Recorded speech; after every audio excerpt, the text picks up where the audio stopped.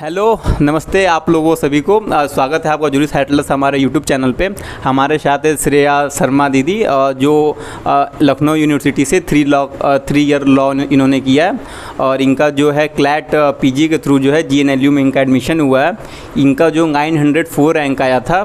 तो और as a law aspirant और जो भी हमारे जो लीगल बैकग्राउंड से जो भी हमारे देख रहे हैं व्यूवर्स या जो भी नहीं है उनको काफ़ी हेल्प मिलेगी कि कैसे एक सही स्ट्रेटजी के थ्रू कैसे प्रिपरेशन करते हैं।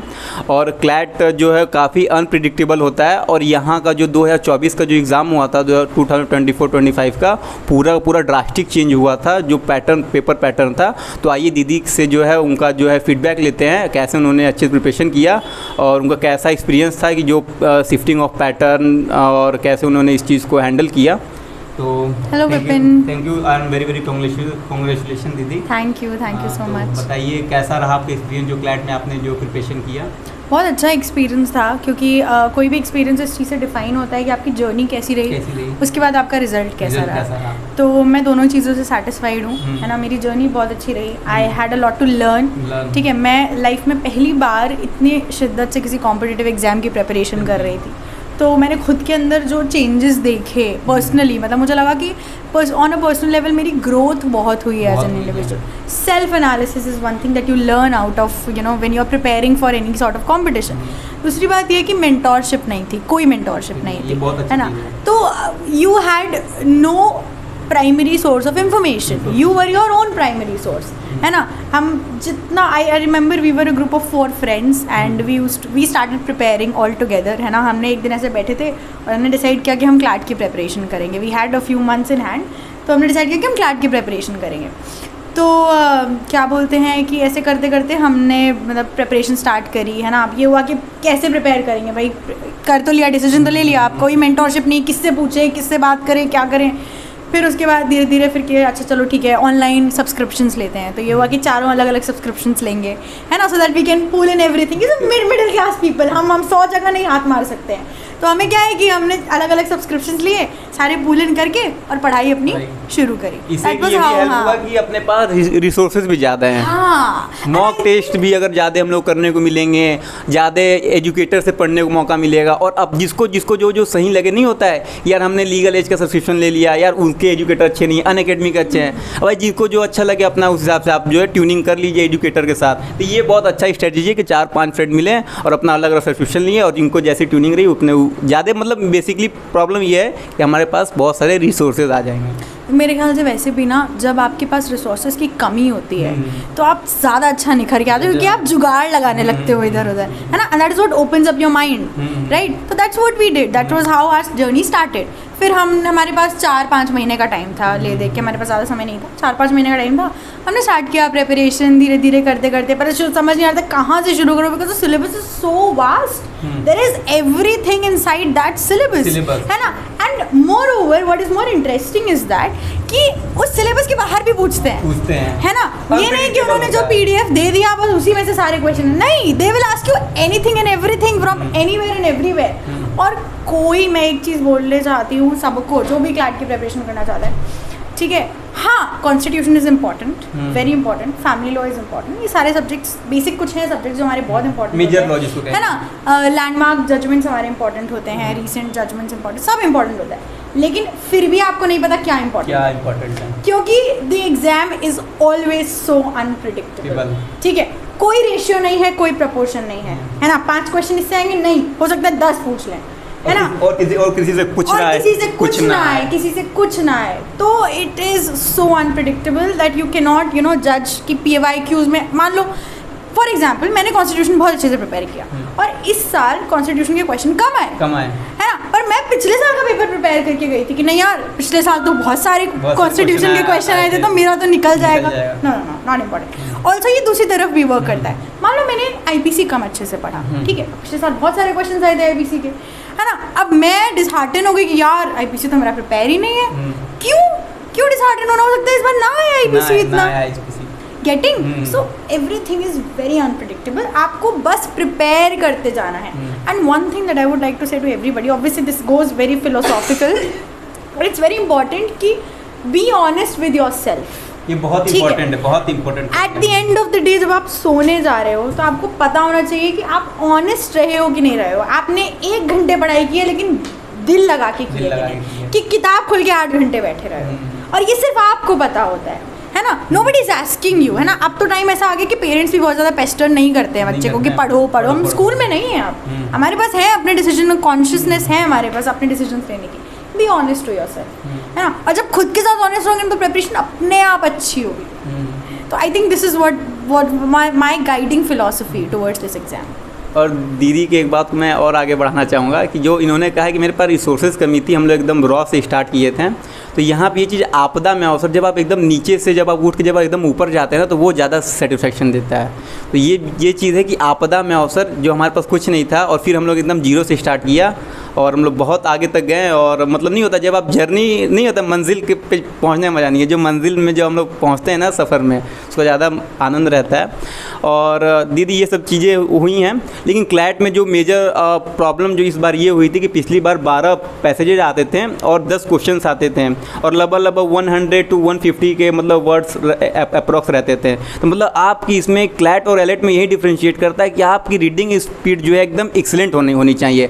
आपके पास लाख नॉलेज है, आपके पास ने पूरा बैरेक्ट आपने रटा हुआ है, आपने पूरा जजमेंट आपको पता है, लेकिन अगर आपके पास रीडिंग हैबिट नहीं है, रीडिंग अगर आप नहीं कर सकते हैं, आपका पूरा पेपर छूट जाएगा, आप नहीं कर सकते हैं। दीदी वो जो रीडिंग करने जो टैकल होता है वो कैसे टैकल किया जाए, उसको कैसे डेवलप किया जाए, क्योंकि हम लोग जो है नॉर्थन बेल्ट से आते हैं, यूपी बिहार, और वहाँ पे जो हम लोग की उतनी अच्छी इंग्लिश रहती नहीं है, और हिंदू पढ़ना और जो जजमेंट राइटिंग पढ़ना कैसा कैसा जजमेंट दिया गया वहाँ पे एकदम एक्सेलेंट एकदम जजमेंट रहता है। और आपकी वर्ड्स प्रॉब्लम भी बहुत मतलब हैक्टिक करती है कि पढ़ रहे हैं एकदम एग्जॉस्ट हो जा रहे हैं। तो ये बहुत सारे प्रॉब्लम होते हैं हम लोग के साथ, तो उसको कैसे किए आप ये बताइए अच्छे से। सबसे पहले तो एक जेनेरिक रीडिंग करना और एक जजमेंट को पढ़ने में ज़मीन आसमान का फर्क है। ठीक है, शायद क्लैट का जो एक लूप होल था मेरी प्रेपरेशन में, which I feel very free to share with everybody, क्योंकि मैं चाहती हूँ कि जो गलती मैंने करी वो और कोई ना करे। ठीक है, वो ये था कि मैंने इनफ जजमेंट्स नहीं पढ़े, जो मुझे वहाँ पे फील हुआ कि मुझे पैसेज पढ़ने में बहुत टाइम लग रहा था। क्योंकि क्या है ना कि जब एक जज जब अपने प्रूडेंस से एक जजमेंट को लिखता है, और जो जजमेंट हमारे पास आते हैं वो नॉर्मल रेगुलर जजमेंट्स तो होते नहीं है, वो सब लैंडमार्क जजमेंट्स होते हैं, है ना। अगर आपने कभी केशव नंदा भारती का जजमेंट पढ़ाओ, आपको एक पैराग्राफ समझ में नहीं आएगा, क्योंकि वो इतना लैंडमार्क जजमेंट है, उसमें कौन कौन सी फिलॉसफीज डिस्कस की गई हैं। इसलिए एक रेगुलर रीडिंग और जजमेंट को पढ़ने में बहुत डिफरेंस होता है। तो one thing that you should make a habit during your preparation is every couple of days read one judgement, एक छोटा सा जजमेंट। मैं नहीं कह रही हूँ कि नंदा भारती से शुरू कर दो, नहीं, कोई बहुत लैंडमार्क जजमेंट पढ़ने की जरूरत नहीं। रीसेंट जजमेंट्स ही जो आ रहे हैं ना, मेक इट अ हैबिट कि 2 दिन में एक जजमेंट पढ़ना है, हार्डली 4-5 पन्नों का। Also make it a habit, बहुत लोग ऑनलाइन पढ़ते हैं, है ना। ठीक है, कंप्यूटर स्क्रीन खोली, अपनी आईपैड खोला, उसमें पढ़ाई कर ली, नहीं, क्योंकि जब आप क्लैट दे रहे हो तो आपके सामने पेपर है, आपकी आदत स्क्रीन को देखने की है, तो वो कैसे दिमाग एकदम से पेपर में एडजस्ट कर लेगा।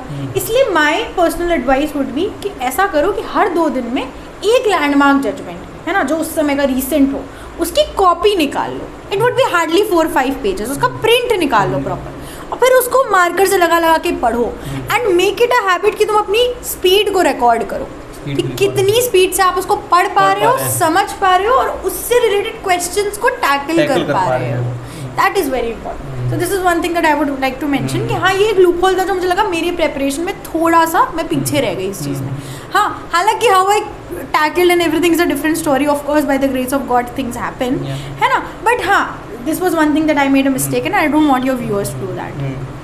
जैसे एक व्यूवर्स को बता दें कि जैसे एक हिंदू का और एक जो सिंपल हम लोग पैसेज पढ़ते हैं उसमें डिफरेंस है, और जब सुप्रीम कोर्ट के जब कोई जज की जो कॉन्स्टिट्यूशनल बेंच बैठती है और वो जब जजमेंट राइटिंग करती है तो उसके जो वर्ड्स होते हैं, उसकी जो फिलॉसफी होती है, वो मतलब ज़मीन और आसमान का अंतर रहता है। और क्लैट में तो कई बार वो पूरा जजमेंट हूबहू उतार के जो है दे दिया जाता है और उसको एनालिसिस करने के लिए।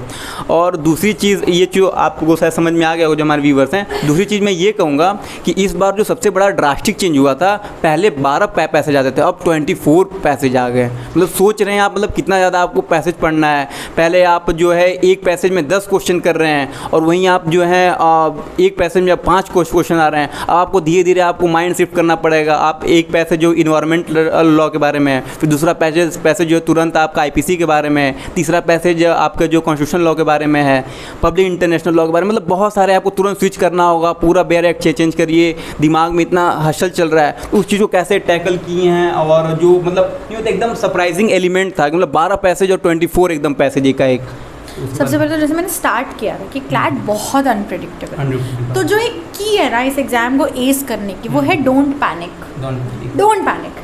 कोई सिचुएशन में जस्ट डू नॉट पैनिक। क्योंकि मेरे साथ क्या हुआ, अभी तक इतने सालों से क्लैट का जो पैटर्न था वो ये था कि हमें 12 पैसेज मिलते थे और पर पैसेज 10 क्वेश्चंस होते थे। तो क्या है कि भैया अगर एक ज्यूरिस्प्रूडेंस आया तो हमने ऑस्टिन पढ़ा, सैलमन पढ़ा, हमारे दिमाग में वो सब घूमा और हमने 10 क्वेश्चन उसी डेटा को एनालाइज करके सॉल्व कर लिए। अब हम जब नेक्स्ट 10 क्वेश्चंस पे गए तो मान लो वो पब्लिक इंटरनेशनल लॉ से था, तो हमारे मन में सारी ट्रीटीज, यूनाइटेड नेशन सब आए और हमने उससे 10 क्वेश्चन बोले। यहाँ पे क्या हुआ कि हम जब पेपर, आई रिमेंबर मेरे साथ ये हुआ था कि हमने पेपर जब खोला तो मुझे लगा कि मेरे पेपर में मिस प्रिंटिंग है।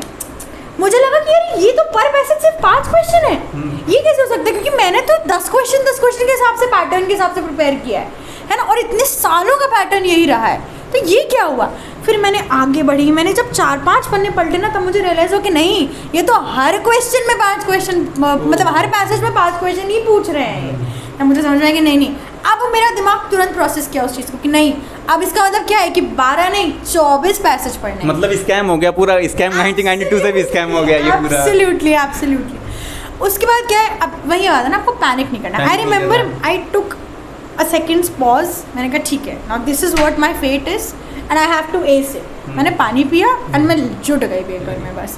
फिर मेरे पास ये इस चीज़ को सोचने का मौका ही नहीं दिया कि यार ये क्या हो गया, अभी तक तो मैंने ये प्रिपेयर किया था, अभी ऐसे कैसे होगा। अपने को हारना नहीं है, बिल्कुल भी नहीं। और वही है ना कि बस अपने हिसाब से सिचुएशन पे अडेप्ट करो, तुरंत अडेप्ट करो, है ना, और उस हिसाब से हो जाता है। अगर आपकी रीडिंग स्पीड अच्छी होनी चाहिए, क्योंकि मुझे याद है मेरे खुद के एग्जामिनेशन सेंटर में मेरे बहुत सारे और फ्रेंड्स ने भी दिया था, क्लासमेट्स थे, एक्विंटेंसेस थे, ऑलमोस्ट एवरीबडी, 3-4 लोगों को छोड़ के who also happen to clear CLAT, सबका पेपर छूटा था, सबका पेपर। कैन यू इमेजिन, एक पेपर जो इतना इंपॉर्टेंट है जिसके लिए आप 6 महीने से तैयारी कर रहे हो। कुछ लोग तो मतलब सोचो जो PSUs और उसकी तैयारी करते हैं वो तो 1-1 साल से प्रिपरेशन करते हैं इस पेपर की। हमने तो फिर भी 4-5 महीने ही दिए थे, है ना। उनका पेपर छूट जाना, अंतिम गैप के 3-4 पैसेज तो बस छूट गए, आपके पास अपॉर्चुनिटी भी नहीं थी आप उसको एक रीडिंग भी दे पाए। Can you imagine. तो इसलिए ना खुद को अडेप्ट करना बहुत ज़रूरी है और रीडिंग स्पीड बहुत ही ज़्यादा बेहतरीन होनी चाहिए। क्लैट और एलर्ट को यही डिफरेंशिएट करता है कि वहाँ पे पैसेज बेस्ड रहते हैं और यहाँ पे ऑब्जेक्टिव बेस्ड क्वेश्चन रहते हैं। मूल मंत्र जो है क्लैट का यही है कि आप अपना रीडिंग स्पीड डेवलप करिए, मॉक टेस्ट देते रहिए, और कोई इसका जो है सब्स्टिट्यूट नहीं है। और ये सब तो खैर हो गया। और दीदी की बात जैसे पाकिस्तान के प्राइम मिनिस्टर कहते हैं कि अपने को पैनिक नहीं करना है, परेशान नहीं होना है, तो दीदी के भी यही कहना है कि अपने को पहली बात पैनिक नहीं करना है, हम लोगों को कोई परेशान नहीं होना है, और जैसे कर रहे हैं अपना एक कूल माइंडसेट के साथ, जो हो गया सो हो गया, अब आगे के लिए कैसे करना है वो करना है, ठीक है।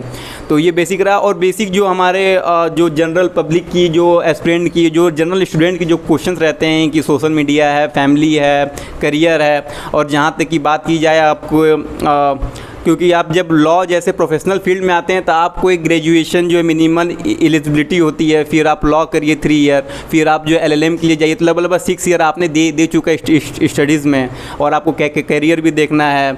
और आपको क्योंकि जो फैमिली बैकग्राउंड जो रहती है मिडिल क्लास नॉर्थन बेल्ट पे, तो वो जो है गवर्नमेंट एग्ज़ाम ये सब पे ज़्यादा फोकस करती है। तो उस चीज़ को आपने कैसे देखा और उस चीज़ को आप कैसे हमारे व्यूवर्स को अपना माइंडसेट या कैसा आप व्यू देना चाहेंगे उसके ऊपर आप। Very good question Vipin. I think ये हर एस्पिरेंट के मन में होता है ये क्वेश्चन, मेरे मन में भी था, अभी भी है ना। मैं ये नहीं कह रही हूँ कि मैंने एक एब्सोल्यूट स्ट्रैटेजी ढूंढ ली है इसको वो करने की, लेकिन मैं अपना एक्सपीरियंस शेयर कर सकती हूँ, this is how I feel. तो आपका क्वेश्चन 2 क्वेश्चन आपने 2 पार्ट्स में है। मैं सेकंड पार्ट का पहले आंसर करती हूँ कि फैमिली, करियर और ये सब चीज़ों को कैसे हैंडल करना है। देखिए, है ना, महाभारत के युद्ध में a lot of things were at stake, है ना। उसे पता था कि वो कितना बड़ा युद्ध जीतने जा रहा है, लेकिन उस चीज़ का प्रेशर अगर अर्जुन अपने सर पे ले लेता उस पॉइंट पे, तो क्या वो युद्ध लड़ पाता? नहीं लड़ पाता, है ना। तो जब आप युद्ध लड़ रहे हैं ना एग्जामिनेशन हॉल में, या जब आप उस युद्ध की प्रेपरेशन कर रहे हैं, तो ये खाली रहना चाहिए, हल्का रहना चाहिए। जब कोई चीज़ हल्की होगी तभी तो उसमें इंफॉर्मेशन आएगी, है ना। तो इसको हल्का रखो जितना। अब दूसरी बात, ये जो चीज़ है ना कि मिडिल क्लास बैकग्राउंड से आना, है ना, और जो हमने पहले भी डिस्कस किया कि जब रिसोर्सेज हमारे पास लिमिटेड होते हैं, तो होता क्या है ना, हमारे पास ये डू और डाई सिचुएशन कि हम नहीं करेंगे तो हमारा कोई ओल्ड मनी नहीं रखा हुआ है, कोई खजाना नहीं है घर पे, कोई खजाना नहीं है घर पे जो हमें मिल जाएगा और हम पूरी ज़िंदगी गुजर बसर कर लेंगे। नहीं, डू और डाई। ये क्या है ना, अब यही एक बहुत थिन लाइन ऑफ डिफरेंस है। इस चीज़ को आपको अपने ऊपर कितना हावी होने देना है, पर्सन टू पर्सन डिपेंड भी करता है, नहीं हावी होने देना है, ठीक है। मेरे ख्याल से what it works for me is कि इसको अपने बैकग्राउंड में रखो। आपको अपने बैकग्राउंड में ये बात पता होनी चाहिए कि मैं कौन से जगह से आती हूँ, मेरा बैकग्राउंड कितना हम्बल है, मेरे पेरेंट्स ने कितना स्ट्रगल किया है मेरे लिए, अभी भी कर रहे हैं हमारी स्टडीज़ के लिए, हर चीज़ के लिए। तो मुझे मेहनत करनी है। लेकिन जिस समय मेहनत कर रहे हो ना, उस समय ये सब चीज़ों को दिमाग में मत लेके आओ। उस समय सिर्फ मेहनत ही करनी है बस। क्योंकि बुक खोल के बैठ जाओ और उसके बाद ये सोचते रहो कि यार पापा इतनी मेहनत कर रहे हैं, मम्मी इतनी मेहनत कर रही है, कैसे होगा, क्या होगा, इससे कोई रिजल्ट निकलने वाला है क्या? नहीं निकलने वाला है। तो इसको अपने बैकड्रॉप में रखो, है ना। कह सकते हैं ना कि दैट शुड बी मोटिवेशन के लिए यूज करें और उसको चैनलाइज करिए। वो तुम्हारी ड्राइविंग फोर्स होनी चाहिए, लेकिन ड्राइविंग सीट पे तुम खुद बैठो और बहुत कूल माइंड से बैठो, ठीक है। दूसरी बात, social media, of course it's very important. अब देखो, मैं एक फ़िलॉसफी में बिलीव करती हूँ, मैं बहुत फ़िलोसॉफिकल इंसान हूँ, तो मैं एक फ़िलॉसफी में बिलीव करती हूँ कि इच्छा का अंत होना चाहिए, उस वस्तु का नहीं, ठीक है। तो मुझे याद है जब मैं क्लैट की प्रिपरेशन कर रही थी, तो मेरे फ़ोन में इंस्टाग्राम भी था, स्नैपचैट भी था, व्हाट्सएप भी था, और ऐसा भी नहीं कि मैं कुछ भी इस्तेमाल नहीं कर रही थी, मैं सब इस्तेमाल करती थी। लेकिन टाइम जो मैं उसको दे रही थी वो नेग्लिजिबल हो गया था। मतलब मेरे फ़ोन में इंस्टाग्राम ऐप पड़ा रहता था और मैं एक महीना नहीं खोला मैंने उसको, एक महीना, नोटिफिकेशन ऑफ है और एक महीना नहीं खोला मैंने इंस्टाग्राम। सच में ऐसा हुआ है। मेरी स्नैप पे स्ट्रीक सबकी होती हैं, सब लोग स्नैपचैट चलाते हैं, सबकी स्ट्रीक्स होती है इतनी बड़ी बड़ी, मेरी स्ट्रीक्स टूट गई, सब तोड़ी नहीं, टूट गई। इच्छा का अंत हो गया वहाँ पे। मतलब जब आपको पता है ना कि रहना चाहिए, हाँ, मतलब मुझे वो नीड फील नहीं हुई कि मैं उस ऐप को हटाऊं, क्योंकि अगर आपने वो ऐप हटा दिया तो आपकी इच्छा नहीं मरी है वो ऐप को यूज़ करने की, सिर्फ आपका उस ऐप से कनेक्शन मर गया है ना। शायद अगर मैं वो ऐप हटा दूँ ना अपने फ़ोन से और मान लो कोई और चला रहा है, तो मैं 1 घंटा बैठी रहूँगी और उसके बगल में उसको देखती रहूँगी रील स्क्रॉल करते हुए, लेकिन खुद नहीं करूँगी, लेकिन तो समय तो वहाँ भी बर्बाद हो ही रहा है ना। अगर मेरे मन से इच्छा चली गई उस चीज़ की, तो मेरे बगल में भी कोई देख रहा, मुझे मतलब ही नहीं है, मेरे फ़ोन में भी है तो मुझे मतलब ही नहीं है उस चीज़ से। हाँ, तो मतलब ये है कि एक भौतिक शरीर है और एक सूक्ष्म शरीर है, तो आपको जो भौतिकता है उसको सूक्ष्म शरीर को ही खत्म कर देना है। कह सकते तुमने मेरी बात को एक थोड़ा और लॉजिकल या कैसे उत्कृष्ट हिंदी में समझा दिया है। एक जो फिजिकल बॉडी है और उसमें जो कंटेंट है, हाँ, लेकिन अगेन ये मेरे लिए वर्क करता है, ठीक है। अगर किसी को डीएक्टिवेट करके फोकस ज़्यादा हो रहा है तो वो डीएक्टिवेट करने कुछ गलत नहीं है, लेकिन मैं ये भी कहना चाहती हूँ कि सिर्फ डीएक्टिवेशन एक वो नहीं है, की नहीं है ना, कि नहीं डीएक्टिवेट करूँगी तभी पढ़ाई होगी। अरे इच्छा ही मार दो ना, मन ही ना करे उसको खोलने का। तुम्हारे मन में ये आ जाए, तुम जहाँ पे उसको क्लिक करो ना उसके आइकॉन को, तो तुम्हारे मन में आ जाए कि यार मेरा इतना समय बर्बाद हो जाएगा, इससे अच्छा मैं एक चैप्टर पढ़ लेती हूँ। सेल्फ कंट्रोल बेसिकली जो है, ये वन स्टेटमेंट में ये है कि सेल्फ कंट्रोल होना चाहिए और कुछ इसमें नहीं है। आई थिंक कंट्रोल एक सही वर्ड नहीं, क्योंकि जब आप एक स्प्रिंग होती है ना, अगर आप उसको दबाने की कोशिश करो तो वो उतनी ही उठती है। किसी बच्चे को कह दो कि उस रूम में नहीं जाना है, तो हो सकता है उस रूम में पूरे दिन ना जाए, लेकिन जहाँ उसको बोल दो कि नहीं जाना है, तो वो दिमाग वहीं क्लिक करता रहेगा, वो उस रूम में जरूर जाएगा और झांक झांक के देखेगा कि उस रूम में क्या हो रहा है। तो ये सोशल मीडिया में मतलब ये कह सकते हैं कि हो सकता है कोई डीएक्टिवेट करे, उनका क्लैट ना भी निकला और प्रिपरेशन ना भी हो जाए, क्योंकि आप जो यहाँ टाइम नहीं दे रहे कहीं और टाइम दे रहे हैं। वही हो सकता है कि आप उसको कंट्रोल करके या उसको जो है आप चैनलाइज करके हो सकता है कि आप उसको पढ़ाई में यूज़ करें या उसको कंट्रोल वे में करें। तो बेसिकली चीज़ ये है कि आपको सेल्फ कंट्रोल होना ज़्यादा ज़रूरी है कि आप अपना टाइम कहाँ दे रहे हैं। तो ये रहा। और GNLU में आपका हुआ है तो दीदी ज़रूर मैं आपसे फ्यूचर में आऊँगा GNLU में मिलने, ठीक है। कैंपस टूर अभी करना रहा तो ज़रूर कभी किया जाएगा। और कभी अगर ज़रूरत पड़ा LLM का क्या एक्सपीरियंस रहा GNLU का, तो आपसे ज़रूर फ्यूचर में हम मिलेंगे। और आपने जो इतनी अच्छे एक्सपीरियंसेस बताएं उसके लिए बहुत बहुत थैंक यू। हो सकता है ये हमारे जो भी व्यूवर्स हैं उनको ज़रूर से ज़रूर हेल्प करेंगे, जो भी इस साल जो क्लैट का एग्ज़ाम देंगे उनके लिए भी। और यही है कि आपको जो है आपदा में अवसर ढूंढना है, और आप जो भी आपके पास रिसोर्सेज उसमें से आप कितना बेटर कर सकते हैं वो ज़्यादा ज़रूरी है। और आपके पीछे एक ड्राइविंग फोर्स होना बहुत ज़रूरी है, ठीक है। और सेल्फ कंट्रोल जैसे ये मूल मंत्र है, यही है। बेसिक क्वेश्चन थे, और बाकी जो भी अगर क्वायरी रहेगी आप अपना कमेंट में दीजिएगा और बताइएगा, फिर हम लोग इसको इम्प्रूव करेंगे और दीदी से ज़रूर जो है हम लोग पूछेंगे, ठीक है। तब तक के लिए बहुत बहुत धन्यवाद, बहुत बहुत नमस्कार।